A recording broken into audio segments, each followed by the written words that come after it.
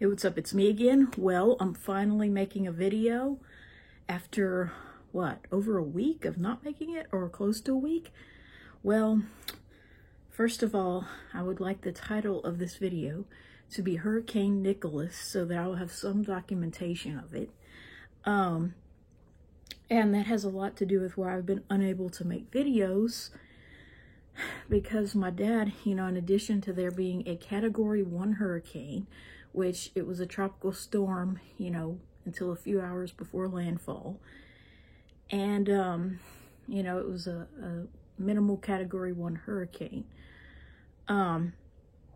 which I found out is really not all that different from a tropical storm. It's mostly a rain event unless you get an absolute direct hit from it and you live on the coast. But there have been many of those in Texas history, contrary to what people might want to believe. Texas is a hurricane state. It does have hurricanes. So, I just want to talk about that. Another thing I would like to talk about in this video is how we've been having this cook-off, which is another reason I've been too tired and worn out to make videos. It just makes me so mad that every year around this time we try to be a part of this cook-off and to volunteer as many hours as they'll let us, or it's like we're volunteer workers at this cook-off, and it just makes me so mad how everybody else finds a reason or an excuse, after they sign up, why they can't be there, and it makes me so mad. This woman said her babysitting arrangement fell through, and that just made me so angry. It's like, bitch, why did you sign up for it if you've got little children that still need a babysitter? See, that's what I don't understand. Just like in that video about working moms that I made a few videos back. It's like, if you have little children, why would you obligate yourself to something like that? Like a school, or, it's like you should understand, that your children, if you have them and they're that young, they are who need you, not, some program, or, what I'm saying, not a job.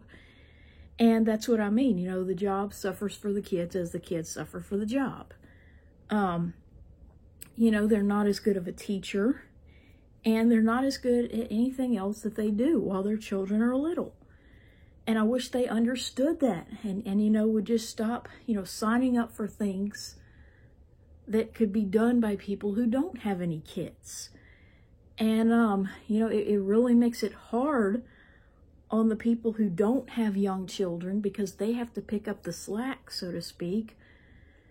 And it just really makes us resentful of them and their kids, even if we've never actually met them. It just makes you so angry when you're having to work twice as long or twice as much or twice as hard, because some woman, thought she could do it all. She thought she could be a mom of little children, and she could volunteer, and she could work a job, and it just makes me so angry. The other thing I would like to talk about in this video is, I've never really mentioned it before, but I want to talk about why I hate jeans, or, I wore my jeans last night. I wore some really tight-fitting jeans, which didn't start out that way when I bought them. A few years ago, I bought some jeans, and since, I don't feel like jean shopping all the time, and I don't know how well the men's department would work out for me, because every time I've ever tried to wear things intended for men, I find that they are too big in the waist and or too small in the butt. For some reason, men just don't have butts, compared to us. It's like they're shaped like this. So when I try on men's stuff, it's like the waist is falling off of me, and then if it somewhat fits, the butt is too tight. So I don't really care to go jean shopping. And the other thing is that men's jeans are not really cheaper than women's. It's a myth that male clothing is cheaper, when the reality is that it's only cheaper in the way that it lasts longer and you don't have to shop as often. Therefore, you know, women's clothing ends up costing more, you know, in the long run, because you have to shop more often, because, you know, they make it to fit so tight that you're gonna be too big for it, you know, the minute you wash it a few times or gain a little weight. But really and truly, men's clothing is not cheap. You know, I've found that out because I've actually compared clothing, and I find that men's clothing is really not all that cheap. So anyway, blue jeans don't really like me. I don't really like blue jeans. And I just want to talk about how I wish they had not been so normalized for women, you know, girls and women. And I don't really understand how they got that way. Because it's like, I mean, you would think, you know, a garment that was clearly not invented for women and girls, and get this, it's in the one and only color, that society might deem masculine, so to speak, a dark blue. You know, I can't really think of any other color. I mean, sure, there's camouflage, but that's not a color. That's a blend of colors. There's heather gray, but, you know, that's, once again, not a color. You know, there's just no other color that would really be agreed upon as the masculine color. Well, I think brown should be.